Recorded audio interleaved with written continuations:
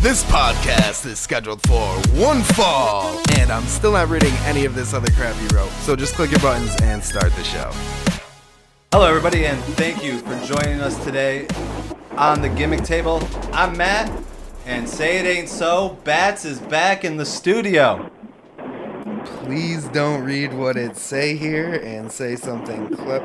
Oh, yeah. No, I'm back. That's right, because I was gone last week. Okay, Bats, that's just, you're supposed to chime in with a line, not just read. Please You're just supposed to write read. my lines there for me. I'm not producer, director guy. 30 seconds of the show, we're not going off rails. Let's get to our guest today. Everybody, please join us in welcoming to the show, Mik Drake. How goes it today? It goes really well, guys. It's a nice night. I'm walking down. I'm around Lincoln Center right now because I live in New York, and no complaints whatsoever. Not yet, at least. Nice. You're in the nicer part of New York. We happen to be in upstate New York. Oh, I'm sorry to hear that. Although I got to tell you, like anything north of maybe 150th Street, 135th Street, I consider that upstate. Yeah, that's not really fair. No, it's not. But it is what it is. Life isn't fair, right? No, life is not fair. Like I'm actually scared to go to New York City. I wanted to, go down there, but then I watched a documentary about rats last night. And oh man, let me tell you, like when you're in the subway, sometimes you'll see these giant rats with these giant tails. And I saw, I can't remember where it was. I think I was, wasting time scrolling on Facebook one day while I was on the subway or whatever. And I saw a video of like a rat catching and like eating a pigeon. What? And I was like, okay, this is New York City where rats eat pigeons. Okay.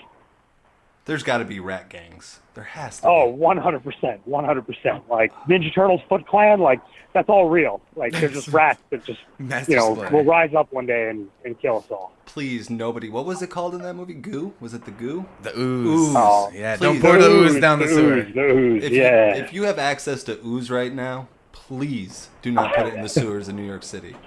Do not pour it down the subway sewers. Please don't do that. Now, are there rats with wings down there?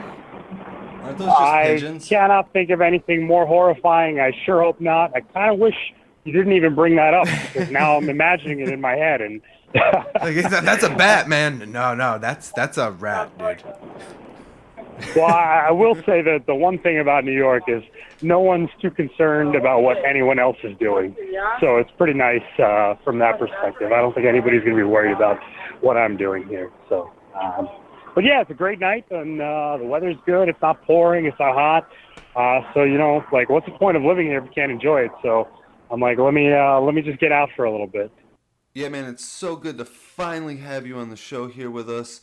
We know we've been trying to do this for a while. You happen to be quite a busy man, both with pro wrestling and being a lawyer. Both from a wrestling perspective and a non-wrestling perspective.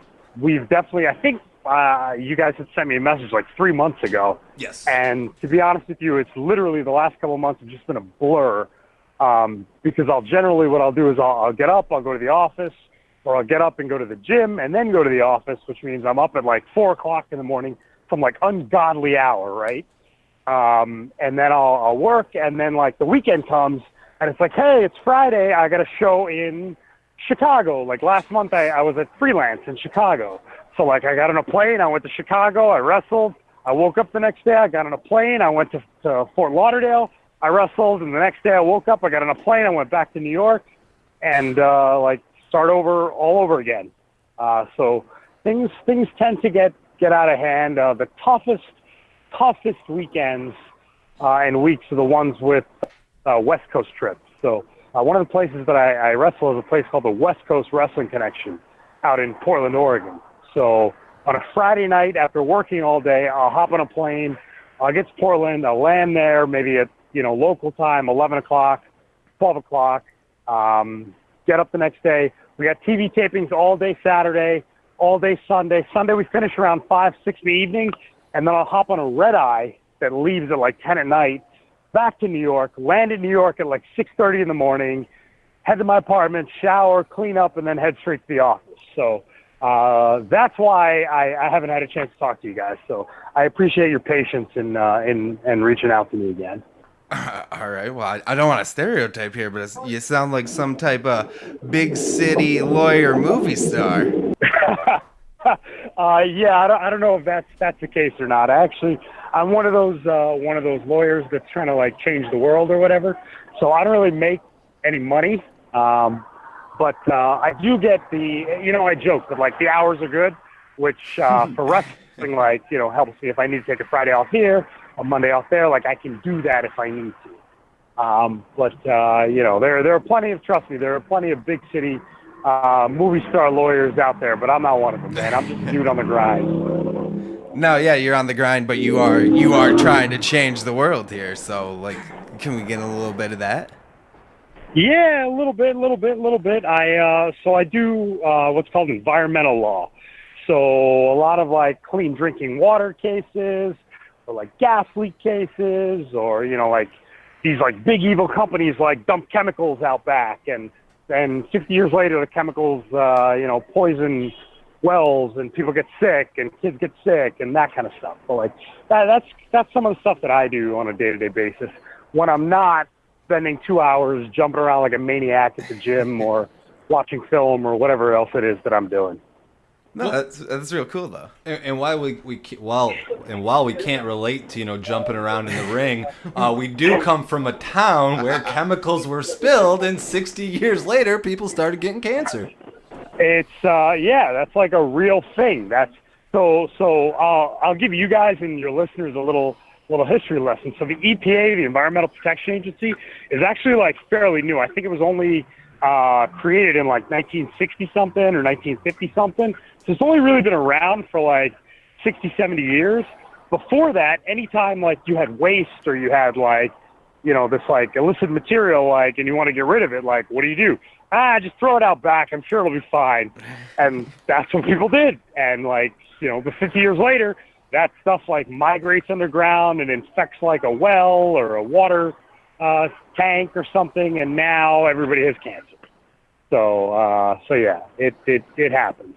So how does one do both? That's really what I got to ask. And what came first? So all right. So let me answer the second question first, and then I'll go back to the first one. So what came first? Well, I've been wrestling it'll be 13 years this August.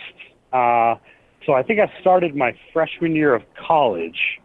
And I just did it because I decided that I didn't want to have any regrets, and I wasn't going to have any feelings of, I should have done this, I could have done this, I wish I'd done this, because I'd seen some people growing up, right around the time you turn like 17, 18, you start to get that first batch of like, man, I wish I'd taken X more seriously, or like I wish I had, applied myself in school a little bit more, and so those like feelings, they start to creep in, and I remember having that feeling with regard to playing a sport in high school that I didn't take seriously enough, and if I did take seriously, I was convinced that I would have been able to play at the college level, but I didn't, and so that was kind of a motivating factor in me going, hey, you know what, wrestling's what I want to do, it's what I've always wanted to do, I'm going to do it, but if I do it, I'm going 500%, balls to the wall, and if it doesn't work out,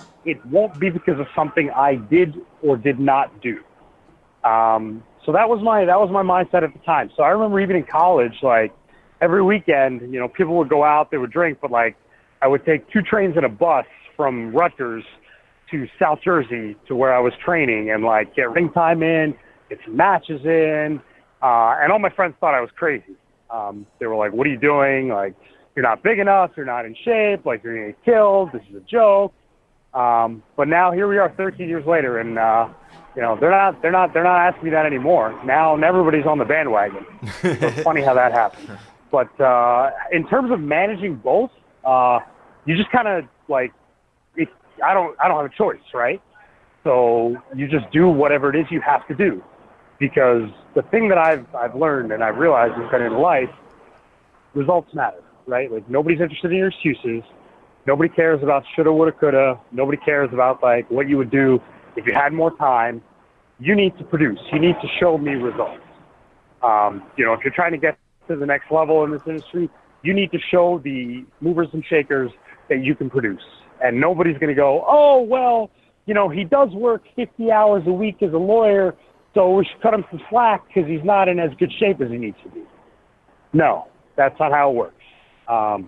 So to me, sometimes that means, like, right now, we were joking when we were trying to set this up, said, oh, man, we're going to do this at 10 o'clock. It's past my bedtime. It is past my bedtime because tomorrow I have to wake up at 4:10 in the morning and go work out for 2 hours before I go to the office because that's the only time I'll be able to do it tomorrow. And yes, it sucks. Yes, I'm going to be miserable later in the day, but I got to get it done because if I don't get it done, somebody else will. And to me, that's not acceptable. I told you when I started this, it was all in or not going in at all. And I'm all in, man. Like, that's just how I look at it. Like, if I don't get what I want out of this endeavor, it won't be because I didn't work hard enough at it. And if I don't get what I want at the end of it, that's fine. It's okay. I'll be just disappointed, but I'll know that it wasn't because of anything that I didn't do to get to where I wanted to be. So, first off, I want to respond by saying I want you on my apocalypse survival team. And second of all, yeah, you definitely got that drive, and like you put 100% into both aspects, and that's like crazy how you can do that. I mean, what's the alternative? The alternative is to not put 100% into either of them and then be crappy at both of them, which, like, who does that serve? That doesn't serve me at all. Right. So to me, I'm sure you talk to guys all the time who are like, oh, I'm busy, like I'm this, I'm that, or, I work 30 hours a week, I do this, I do that, I'm on shows all the time. But then they complain like, oh, I don't have time to work out, I don't have time to watch film. Like, listen, man, if it's important, you make the time. Like, Michael Jordan made the time when he needed to practice or watch film. Kobe Bryant made the time when he needed to go for physical therapy or massage therapy or whatever when he broke his finger and taped it up and then yeah, but I'm serious. Like, you break your finger and then you get back on the court. Like, you figure out a way to get it done. It's the same thing, same exact thing. I'm glad you found a way to work that joke into here. That was great. I was just like, yes, he mentioned Kobe because I love Kobe, and then the finger gag. Yeah, man, I love Kobe because Kobe is all about that mindset where he was just obsessive, compulsive, like obsessed and like just so insane about being competitive. Yes. And that's, to me, if you want to be successful in an endeavor like this, where only the top 1%, get to where they want to get to, then that's what you have to do. The man tore his Achilles and walked off the court. So if you want to know the actual story behind that is he tore his Achilles on the court, walked off the court, goes up to Gary Vitti, who was the Lakers trainer at the time, and goes, can you just tape it up so I can play the rest of the game? And Gary Vitti looks at him like, dude, you just ripped your Achilles tendon. Your calf just rolled up the back of your leg. You cannot tape this up. And Kobe's like, okay. Like, this is a dude, he tore his rotator cuff in his right arm, right? So for the next, 5 minutes he was playing, he started shooting left-handed. And he's not left-handed. And when they asked him what happened, he's like, well, my shoulder hurt, so I decided to shoot left-handed. Turns out he tore his rotator cuff. Like, that's the kind of maniacal mindset you need if you want to be successful. I don't think I've actually honestly talked to somebody who has, people are driven, but I don't think we've ever talked to somebody who just, you take it to that next level. I'm thinking like the movie Limitless right now. Right. Yeah, I'm like Bradley Cooper, except I don't have a magic pill, but yeah, I in that movie where he just is constantly going, constantly trying to get to the next level. But that's the thing, if you look at the major companies in this industry, there's a set number of spots in every company. And if you do the math yourself and you go, okay, company X has X number of spots, company B has B number of spots, and you look at how many wrestlers are actually out there, and you think just purely from an odds perspective, what your odds are of getting there, they're not good. But if you're willing to do the work and do all of the work, that means in the gym, in the film room, in terms of like getting in front of a camera, in terms of traveling, in terms of like going for horribly painful massages that are just excruciating, but they help me recover faster so I can train harder. Or I get into a cold tub because, you know, that's what helps prevent soreness, and then you can train harder, right? Like, it's not fun getting into a tub of ice cold water in your underwear, ever. Like, no one enjoys that. But if you want to get to the next level, you got to do it. So to me, the end result is what I want more than anything else. So the work that I have to do to get there is irrelevant. Does that make sense? It makes perfect sense, man. You would probably be like, they would probably take your genetics to make Bradley Cooper's little pill. Well, I don't know about that, but I can think of guys who are more genetically blessed than me whose genes I would like. If I could, I would take Michael Jordan's like DNA and just be like, yo, put this into a pill for me, so that I could just like, you know, pop this like Michael's secret stuff like in Space Jam. Like that's what I want.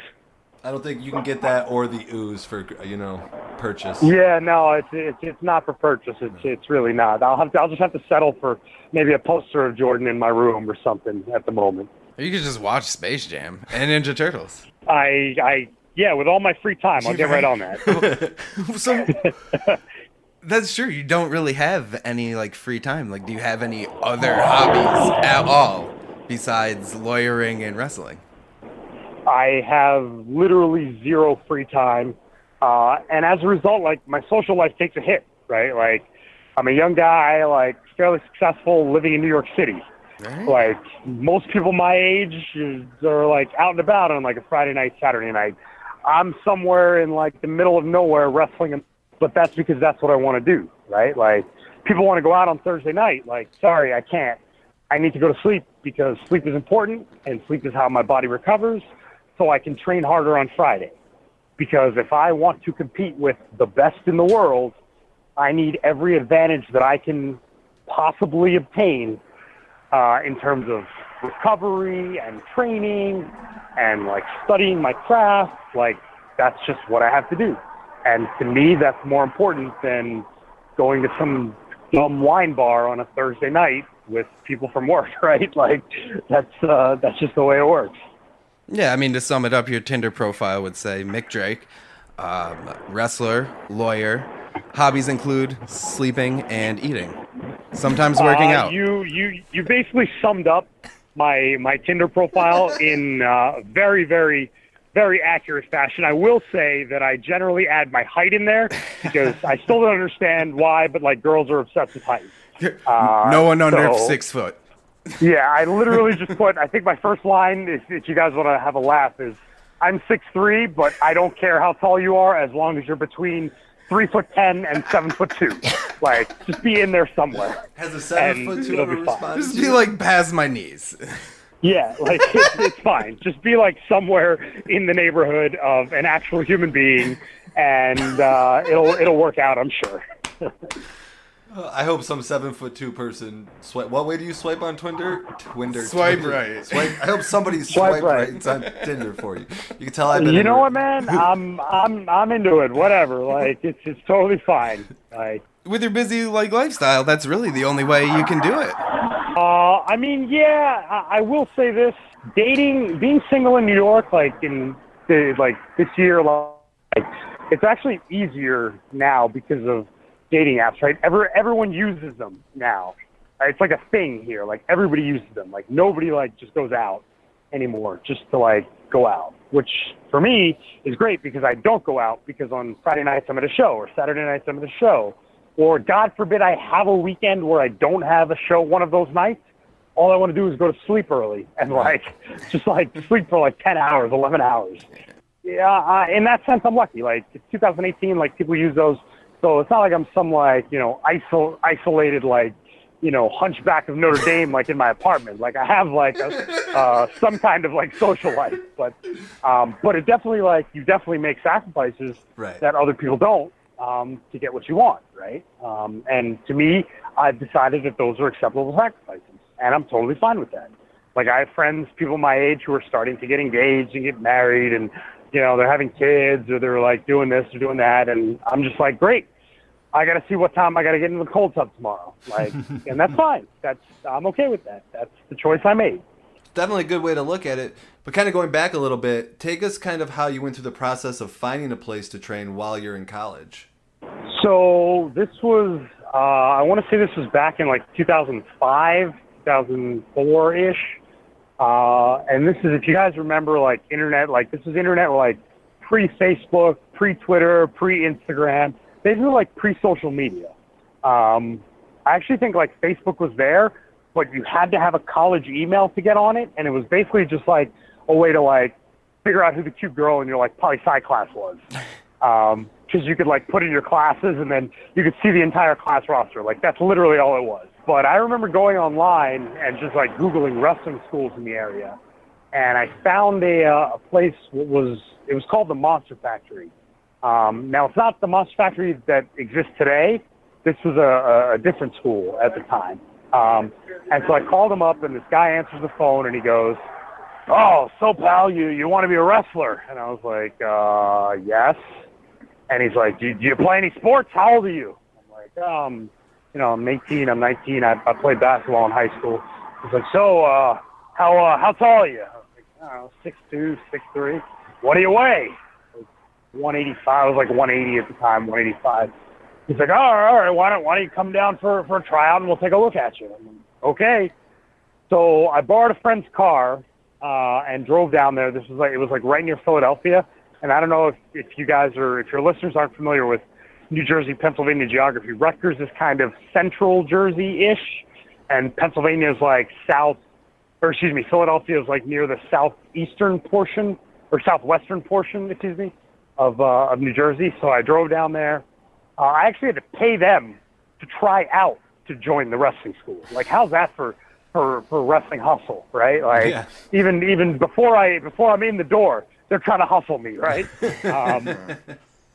So I paid them, and they made me like run the ropes a couple times. They made me like jump up in the air and fall on my back, and you know they're like, "Oh, can you do that?" And I was like, "Sure."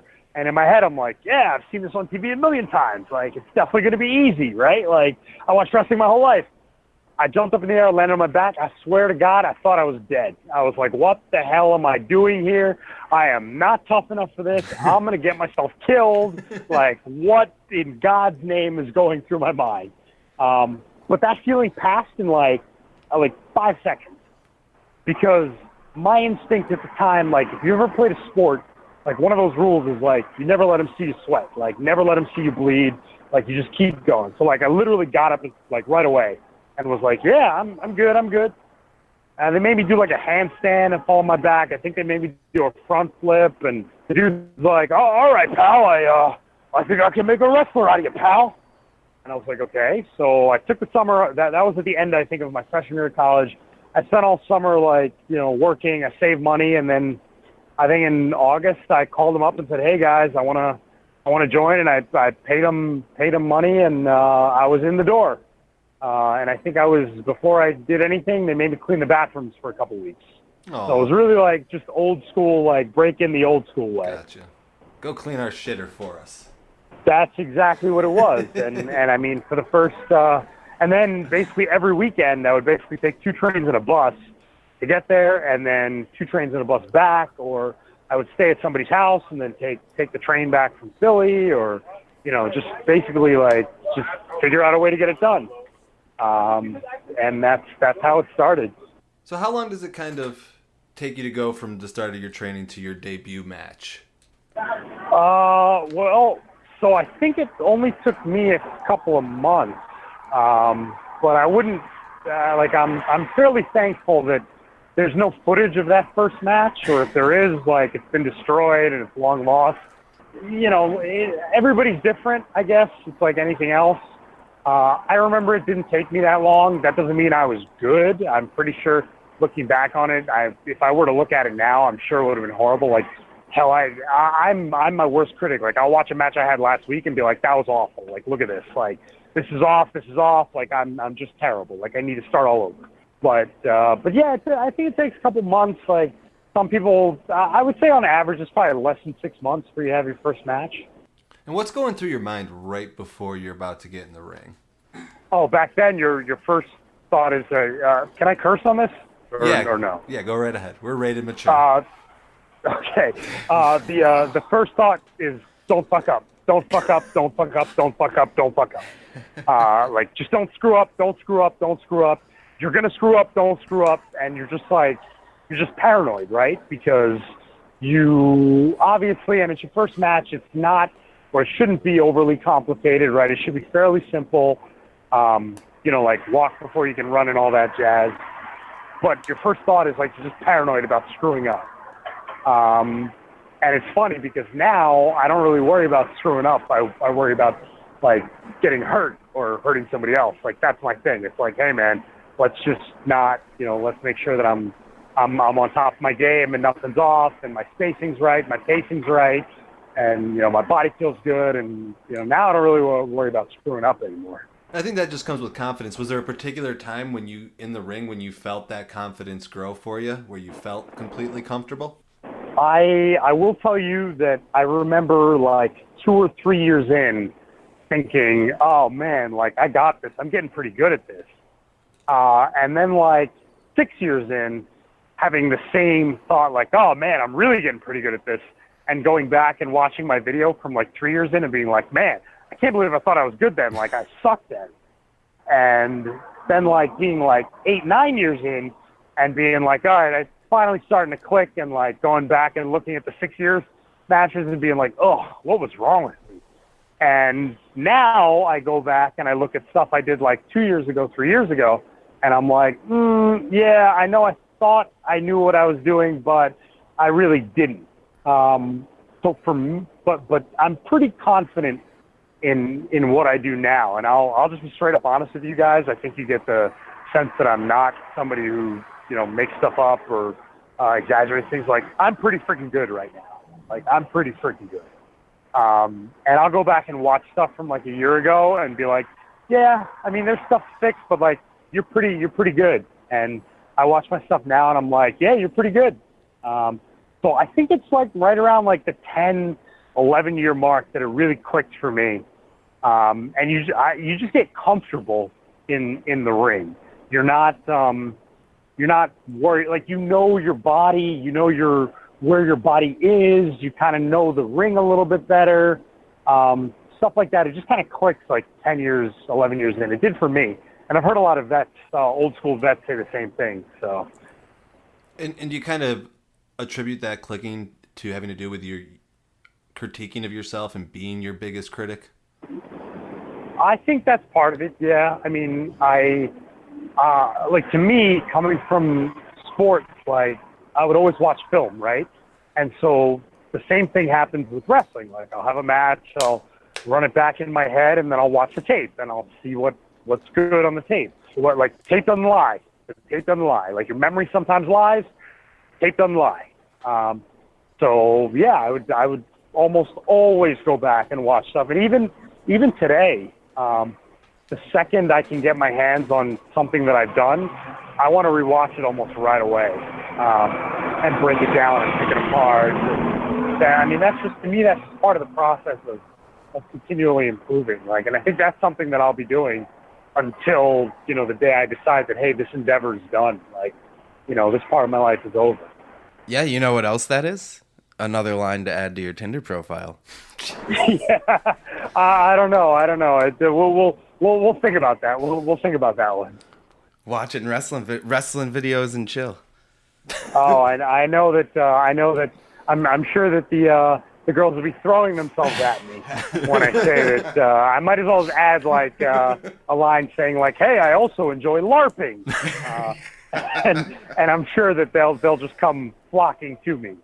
Like a magnet. Your jokes aren't funny, Bats. Whatever, man. He goes away for 1 week and he gets rusty. Oh no! According to you, I was never funny. So yeah, that's true. But kind of going back to that first match, what was it like when you actually got it out of the way and got over kind of what that first hurdle is? I remember my coach at the time being like super happy and just being like, "Hey man, congratulations!" Like I think he was just proud that I got through it. Like he wasn't worried about the technical aspect of it or like what was good, what was bad. It was just one of those things where like, "Hey man, like you signed up to do this, you put the work in, and like you had your first match. Like congratulations." And I think there was one of these like old dudes in the locker room like was drinking a beer and like they gave me a beer and told me like, "Hey, take a swig of it." And like I didn't really drink beer all that much. Even now like I don't really drink alcohol that much because alcohol gets in the way of muscle growth and like it screws up your metabolism and all this stuff. But I remember just taking a swig and being like, "Oh, cool, it's done." But I remember very clearly being like, "Great, the first match is done. When's the next one? Like this one's done. What's next?" And that's kind of how I am. Like the second you complete one thing, like that's great, but you're only as good as the next one that you're going to have, or the next thing you're going to do, or the next show you're going to put on, or the next card you're going to be on. So to me, it's never like, oh great. Like I'm not somebody who is content with what I have done. It's all about what I'm going to do. To me, does that make sense? Perfect sense, man. Perfect. And you can kind of see how that's helped you improve your in-ring abilities. So one thing I want to touch on is the psychology of a match, and it can be one of the most difficult aspects to kind of learn with wrestling. Was it difficult for you? No, not really. I'll just be honest. I watched a lot of wrestling growing up. Lot of pretty much exclusively WWE. I was never one of those kids who was like, "Hey, I want to see the tapes from Japan," or "I want to see ECW," or "I want to see like the WCW stuff." Like, yeah, I watched a little bit of WCW when it became popular in the mainstream, right? When the ball was rolling in 97, 98, 99, I kind of, was plugged into that a little bit. But no, I remember the first thing that I did when I signed up to join the wrestling school was they had a show literally 3 days later, and they were like, "Hey, you're going to ref because we need a ref." And I remember being very confident at the time in how to be a decent ref and where to be and where not to be and like how to be out of the way of people. And I just remember being confident. I'm sure if I went back and watched it, I'd be like, "Oh man, you're like a really bad ref." But I remember in the moment being super confident in terms of like, "Hey, this is where you should not be. This is where you should be. This is when you should interrupt people. This is when you should not interrupt.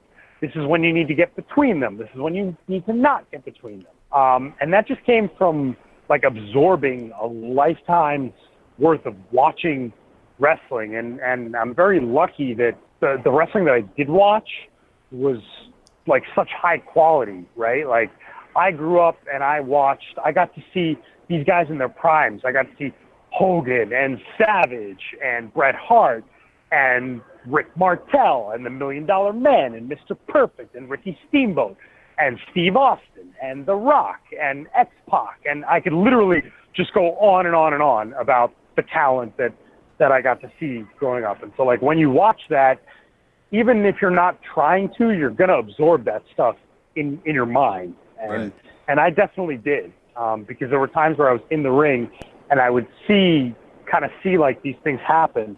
I would like see it happen in front of me and be like, "Oh, I've seen that happen before. It was when, 1-2-3 Kid wrestled Razor Ramon," or whatever it was. So no, the psychology, you're always getting better at it. There's always subtleties to it that you're learning to appreciate and improve upon. But I think just big picture, it wasn't something that was like super difficult for me. Now, I'm gonna venture a guess that a lot of that confidence kind of rubs off in your like everyday life with your lawyering. Does like wrestling rub off at all with that? I mean, it has to, because, and I think this is one of those things in life. If you're not confident about something, like people can smell it. It's like fear, right? Like people can smell it, and people can also tell the difference between somebody who's arrogant and cocky versus somebody who's confident. And to me, like too many people think that they're the same thing, And I always say, my mindset is always, hey, confidence comes from preparation, from doing the work, from knowing that you're at a certain level because you've done the work and you've tested yourself and you've objectively measured yourself, and so you know where you're at. That's what confidence is.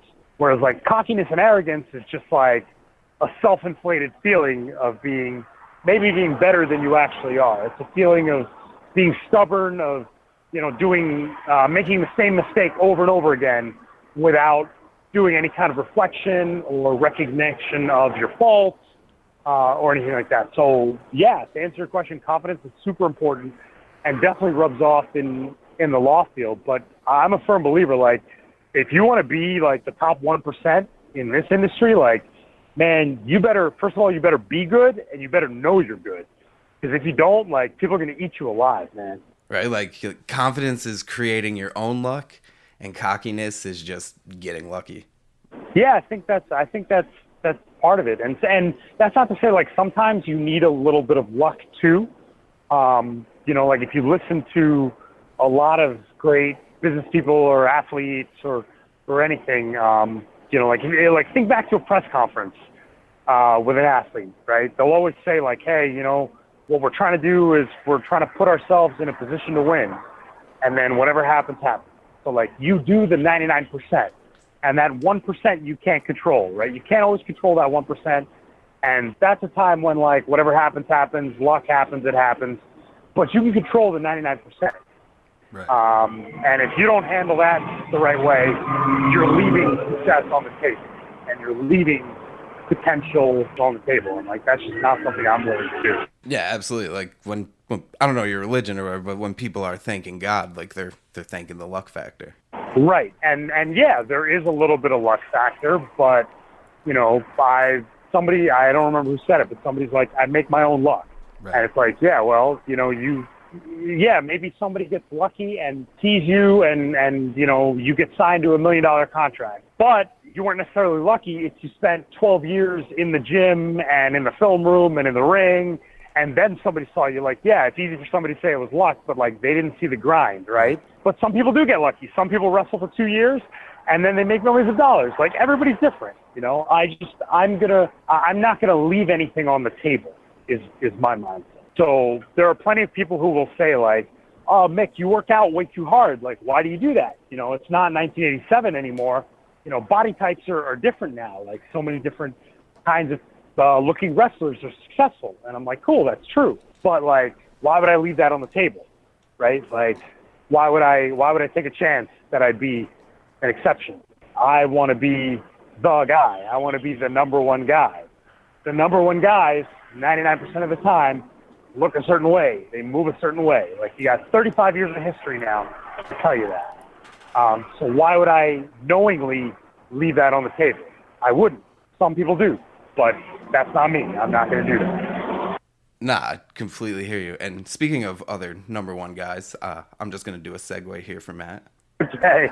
What I think my lovely co-host here is referencing is the man, Johnny Moran. We had him on last week, and he kind of mentioned how you're one of the people that he goes to for advice. What's it like knowing that people also have confidence in you and faith in you to take your advice and apply it to their own game? I think that's pretty flattering, and he's a good dude. I honestly believe that. It is flattering. But at the same time, I'm just telling you what nobody else will tell you. I'm just telling you, wrestling's a weird endeavor. There's this culture of respect and humility, and, then that's really important. Like, I don't want to say that that's not important or that's not historically relevant, because it definitely is. But I think people are afraid sometimes of critical thinking, or people are afraid of critiques, or people are afraid of, upsetting the apple cart or flipping the apple cart or whatever the phrase is, right? And if you want to reach a certain level, you need to be realistic, not just, with your peers, but like, first of all, you need to be realistic with yourself. So to me, I hold myself to a standard that's higher than anybody else can hold me to. That's just the way I look at it. And so if I hold myself to that standard, then it's never going to bother me if somebody calls me out for something less. And then the people who, trust me for my opinion know that they're getting that from me too. Like, hey man, I'm going to be honest with you. I was at a show a couple of weeks ago, and somebody asked me like, hey, what'd you think of the match? And I was like, I didn't know this person very well. And I was like, sure, man. Like, do you want me to tell you honestly? And he's like, yeah. And I was like, well, and I rattled off like one or two things. And I was like, hey man, this straight up sucked. Like, it, like you felt it, like this sucked. And I could literally see his face go like, oh man, who the hell is this guy? Like, what is it? And I wanted to be like, dude, you asked me. Like, that's truth. Like, if you're working for like one of these major national or global companies, people are going to tell you that something you did sucked. Like, I'm going to eventually be there, and I guarantee you, people who work there will tell me, like, hey, Mick, you did X. That really, really sucks. And you need to be able to go, okay, let me reflect on that and figure out how I can make it not suck. And if you're not willing to do that, then, I don't think you're going to really make it very far. So it's definitely humbling that people like him ask me for my opinion and value it. And I give it, I'm honest, but I'm also realistic about, I also know what my limitations of knowledge are and what my limitations of what I know are. Like, I know what I know, and I know what I don't know. Does that make sense? Right. You don't think that, just because you've been doing it for as long as you have, that you know everything that wrestling has ever taught right. somebody. And I know that I can still learn tons of things, and I know that I still will learn tons of things, but I also know, like, I know enough to, when I hear somebody talking, I can kind of tell right away, like, all right, this dude doesn't know what he's talking about. Like, let me, a lot of times the first thing that I ask a guy, if I'm working with him and I don't know who he is or I've never wrestled him before, is I go, hey man, how many matches have you had? And how long have you been wrestling? And that, I kind of have a gauge in my head of, like, generally you can kind of gauge, like, where a person is when you have those two numbers. And obviously there are exceptions. Like, some people are 2 years in and they're like 10 times better than I'll ever be, right? Like, that's talent sometimes, and some people are 8 years in and they suck. Like, they just suck. That's just the way it is. All right, now kind of turning back to you, what do you feel are some of the best opportunities you've had through this pro wrestling journey so far? I mean, I have been very lucky to. All right, so let me start big picture. So basically, working out and training and nutrition and like all these like anatomy and physiology and all this stuff that I learned. Basically, I learned all this stuff because of wrestling. So in a weird roundabout way, I always joke with people and be like, hey man, like, wrestling saved my life. Because if I wasn't in wrestling, like, I probably wouldn't work out as hard. Like, I definitely wouldn't worry about, like, hey man, did I take my fish oil today? Like, hey man, what's my blood work look like? What's my, body fat percentage? Like, I wouldn't worry about any of these things. So in a way, I always joke, like, hey, wrestling made me, like, eat more vegetables and eat healthier food. So wrestling saved my life. In terms of, like, I guess, concrete accomplishments, like, I've been able to, like, travel around the country. Like, I did a seminar in Dubai a year ago, 2 years ago. That was insane. And so I'm really getting rolling now in the last couple of months. Like, I'm probably on a plane like 3 weekends a month now, which is nice. And sometimes I will take a full weekend off, and people will be like, dude, why are you taking a weekend off? Like, you need to wrestle. You need to wrestle every weekend. And I'm like, hey, man, got to give your body a break. Like, at this level, like, if wrestling was all I was doing, I could give my body a break during the week. Right. But because I'm working full-time, and I'm traveling, and I'm wrestling, and I'm working out, and I'm not sleeping, you need to take care of your body. Like, you only get one. And once your body goes, the wrestling career goes. Right. So, but yeah, I've been very lucky. Like, I'm out at on the West Coast for WCWC in Portland. I was in Chicago for freelance. Just last weekend, I was in Fort Lauderdale for Ronin Pro Wrestling, which is an awesome place. There's a couple spots in the Northeast that I'm at on the regular. Battle Club Pro is one of them. There's a huge show coming up in July with them. And then Reality of Wrestling out in Houston, Texas is another one that's run by Booker T. And that's an awesome promotion and a great place to be. So I've been able to just fly around, man, and see a little bit of the country, and hopefully I have a feeling that I will. Wrestling's gonna let me see the world, man. Like, that's pretty cool. Yes, that's awesome, and you get to meet new people everywhere you go. And for you, I mean, that whole idea of what you said earlier, like, you know what you know, and you know what you don't know, and you get the opportunity to learn more. The more that you travel, the more places that you go. Japan, England. There's just knowledge. But what was Dubai like? Dubai was incredible. So Dubai is like a very modern city. And everything is super clean and super nice and super expensive. But they, culturally, like, there's still some conservative culture there. So, like, you can't drink alcohol outside. The only places that serve alcohol are, like, hotels. So hotel bars and hotel clubs are like big social centers out there, right? Because that's where the booze is, I guess. But it was cool, man. Like, I got to, I worked out in the ring with these guys over at Dubai Pro Wrestling, ran a little seminar for them. They got a bunch of great students there. They do run shows too. And then I went on like a little tour of the desert. They take you out on a 4x4 and they take all the air out of your tires, and then you just go like up and down the sand dunes, right? And literally, like, you're out in, these guys know where they are, but like, you're just out in the middle of nowhere. Like, as far as you can see, it's just red sand dunes everywhere. And it was pretty cool, man. I'm not gonna lie. Like, it was really, really cool. That's awesome, man. See, that's a cool thing. Like, we have different people on the show every week. We get to learn cool stuff from crazy parts about the world that we would probably never learn because we don't leave our home. Yeah, and the thing about wrestling too is I also have met people and meet people that I otherwise never would have met, right? Like, if I was just being Mr. Environmental Lawyer here in New York City, like, I would meet other lawyers or young professionals who live in New York City. I probably wouldn't meet, like, all kinds of, like, these crazy, weird people that I've met that are awesome in wrestling. Like, I have friends in St. Louis. I have friends in Florida. I have friends on the West Coast.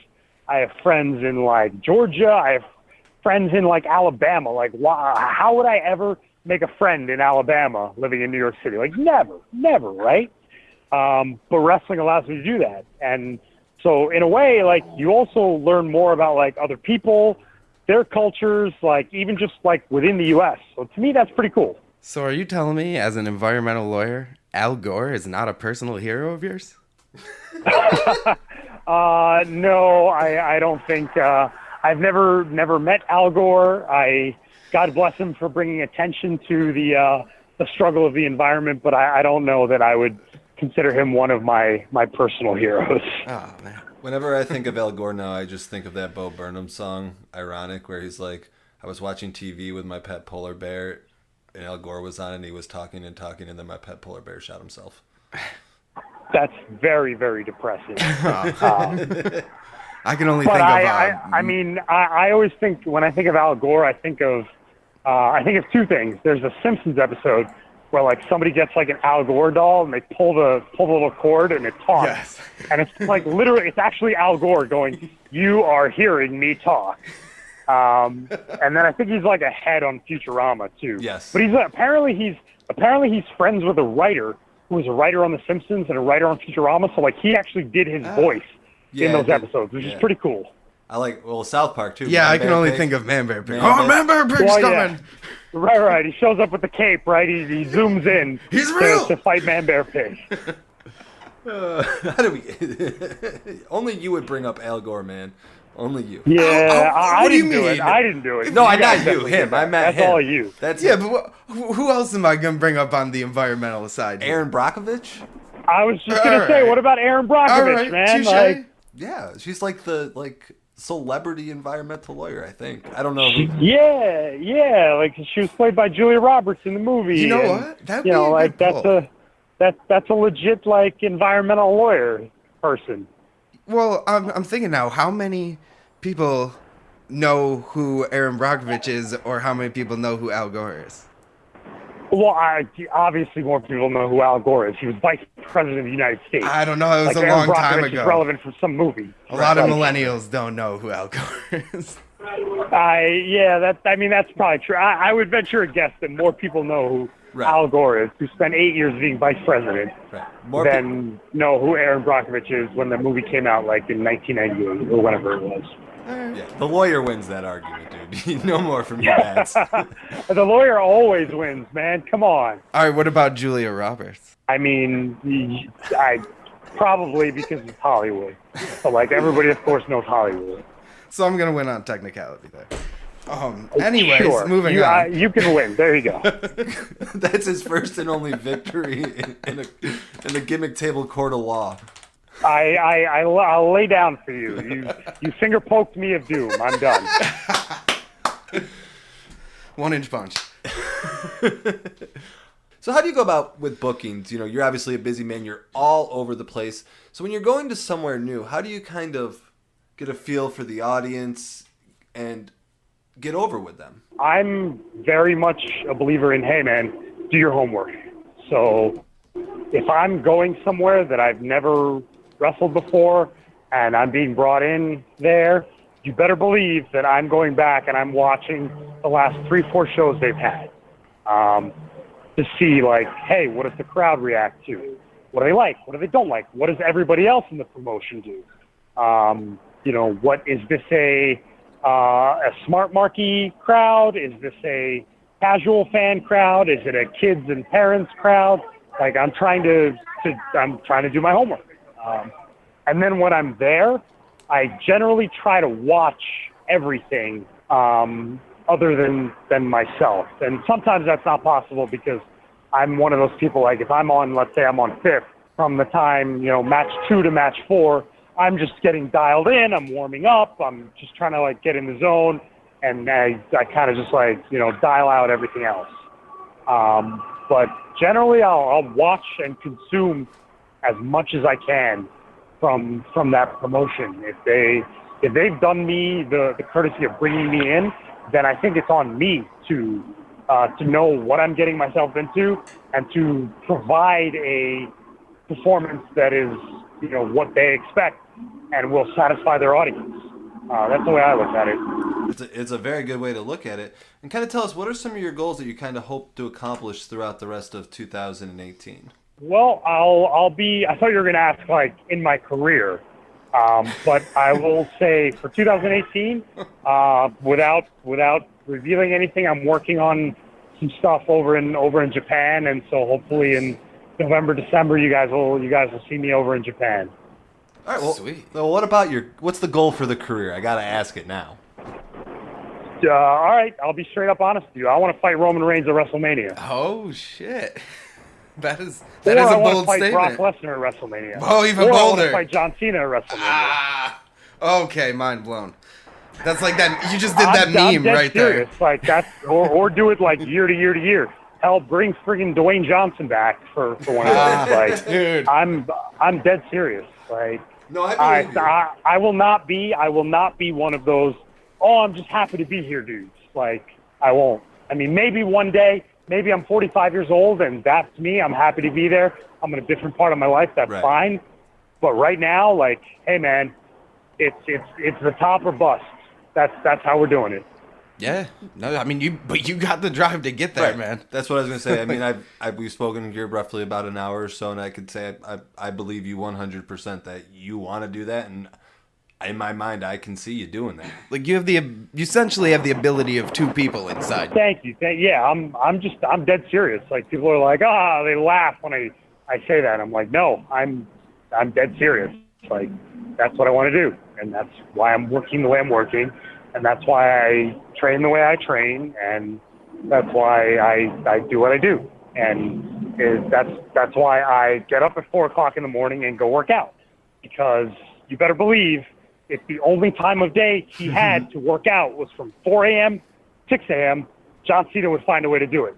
Brock Lesnar would find a way to do it. Roman Reigns would find a way to do it. Exactly. A lot of people there would find a way to do it. So if I want to compete with that and I want to be even in that stratosphere, that's what I got to do.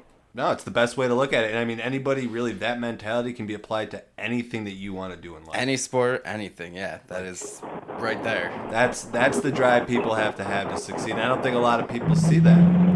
Yeah, no, 100%. Like you can apply it to anything, and it's basically like, hey man, if you want to get it done, get it done. Find a way to get it done.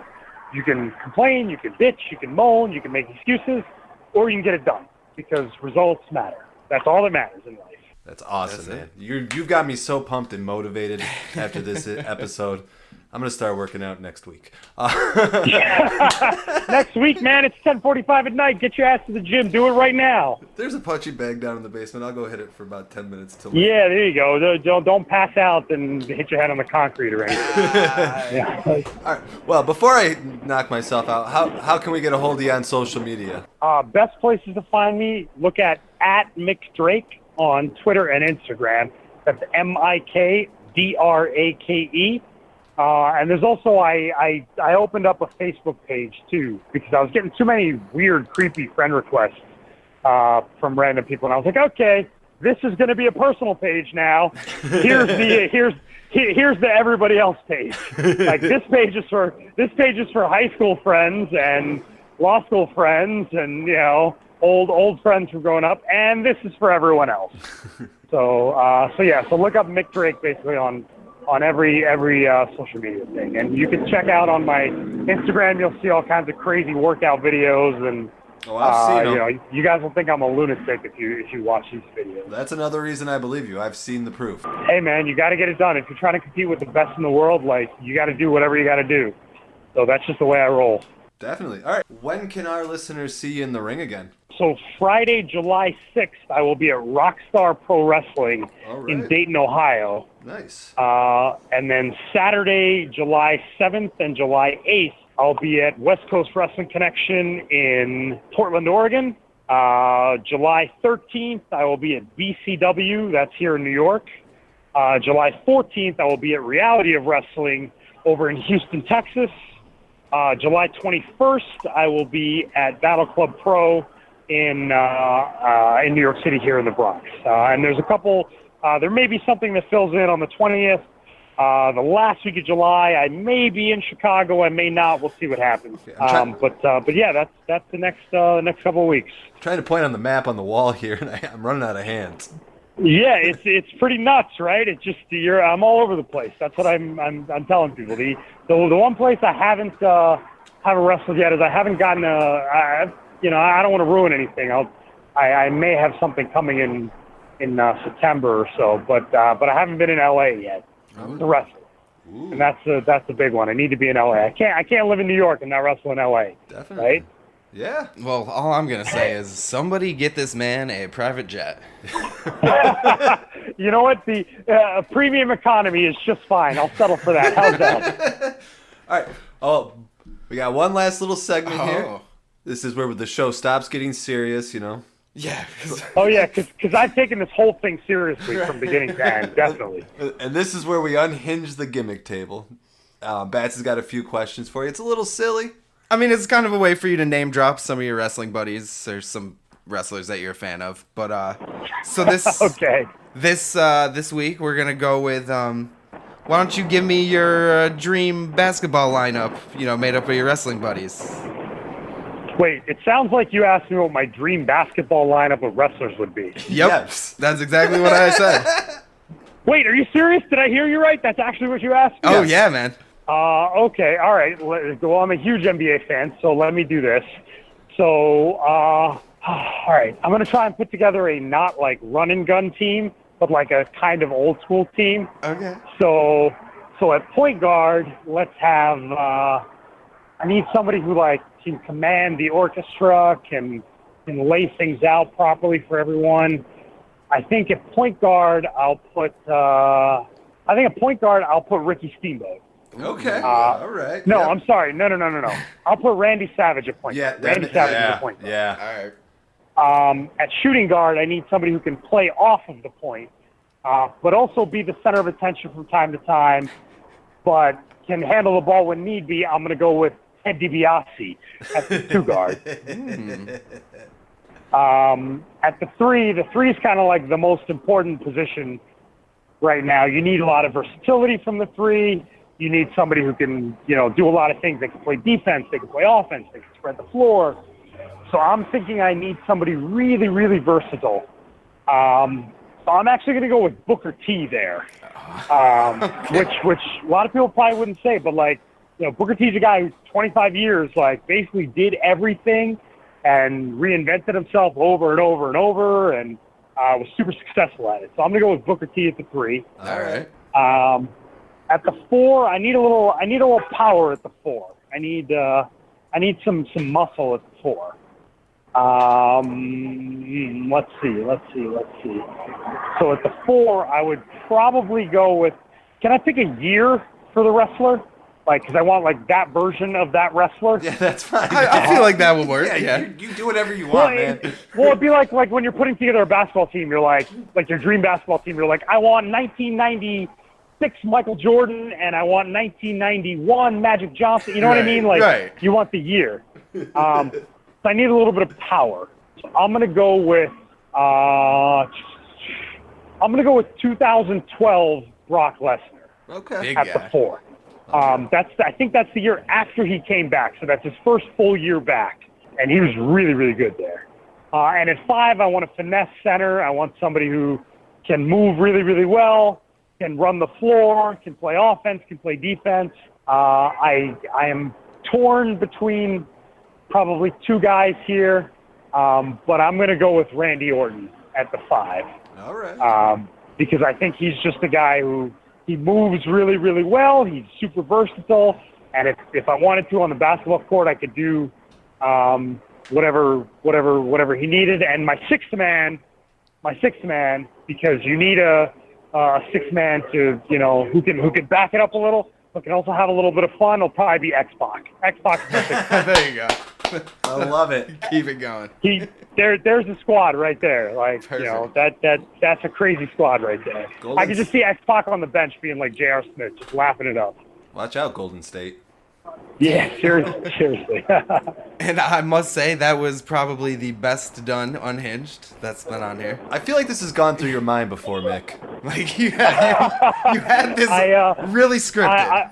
It's so dumb. I think of dumb stuff like that all the time, because I just I was having this conversation with somebody a couple of weeks ago about the ultimate basketball team, and it was well, you'd want Magic from 1987, you'd want Michael from 1993, you'd want LeBron from 2009, you'd want Larry Bird from 82.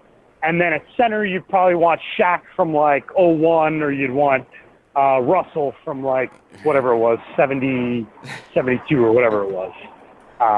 But of course, that's not how time and space and reality work, unfortunately. It does in video games. Yeah, in the video game it works like that. That's it. Mick, thank you so much for coming on the show today. We really appreciate it. We're so glad that we got this opportunity. A lot of fun. Yes. You taught us things today. I appreciate you guys having me and forcing me to stay up past my bedtime. I'm sure I will regret this immensely when the alarm goes off at 4:10 tomorrow morning. You're but God damn all you. joking aside, I appreciate it, guys. Thank you. Absolutely, man. Have a good night. Have a safe travels when you're out there. And we hope you win some cases for the environment. Yeah, go environment. Yeah, go environment. Yeah. All right. Thank you once again to Mik Drake for joining us today on the Gimmick Table. Thank you to all of you for listening. We appreciate your support. Yeah, thanks for lending your ear. We know you're so happy that Bats is back with his clever I wit. know, I'm happy. I'm happy too. Wait, did you have an Unhinged last night? We did, and it was a good one. We did the Young Guns. Oh. So that's why I had you do Billy the Kid. See, so it was a good one. Maybe you should go back and listen to an episode that you're not in. I haven't listened to an episode of the show in a little while. Oh, wow. Way to support the show after I just told I have other everybody thank podcasts you to for listen to. Wow. I don't know what to say. And if you're unlike my traitorous co-host and would like to support the show further, I did you can this show. Subscribe to us on iTunes, Google Play, Stitcher, YouTube, and wherever you get your podcasting fix from. Or support us on Patreon. Just go to gimmicktablepod.com to learn how you can help the show even further. We also have cool merchandise, episode archives, cover art, and contest information. You can also find us on social media where you can interact with Bats at Gimmick_Table. I don't. Yeah. Yeah, it doesn't have anything to do with it. You're lucky.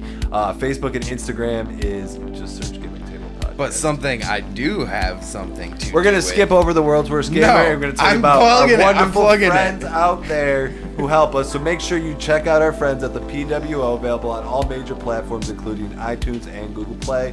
They have a bunch of names: Board Meets World, The Broadcast, Smart Spot Podcast, You Still Host a Game of Fortnite, WNA Podcast, Wretched Wrestling. And where can they watch us when it happens? Play Fortnite with the Smart Spot Podcast. Bats? Yeah, go to twitch.tv/World's Worst Gamers, and you can find me, Matt, our buddy David, and our buddy Will. We switch off the stream hosting, and we just like to have fun and party. Come hit us up in the chat, talk to us. Usually every night around 9:30. You went too far with the plug. That's all the time we have for you today. Thank you once again for tuning in. Be safe and have a good one. Not saying it. Fine. See ya.